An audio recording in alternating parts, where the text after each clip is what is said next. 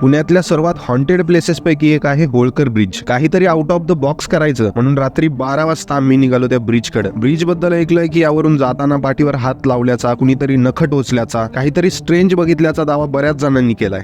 जसं आम्ही होळकर ब्रिज कडे जात होतो तसं गाड्या कमी होत चालल्या होत्या. फायनली आम्ही ब्रिज वर पोहोचलो. आमची गाडी हळूच घेतली. मनात थोडी भीती होतीच. ब्रिज संपला तरी आम्हाला काही फील झालं नाही. भूतासोबत भांडायला थोडा व्यायाम करून चालत एक राऊंड मारायचं ठरलं. चालता चालता ब्रिजच्या मध्यात आलो तेव्हा माझ्या खांद्यावर कुणाचा तरी हात फील झाला.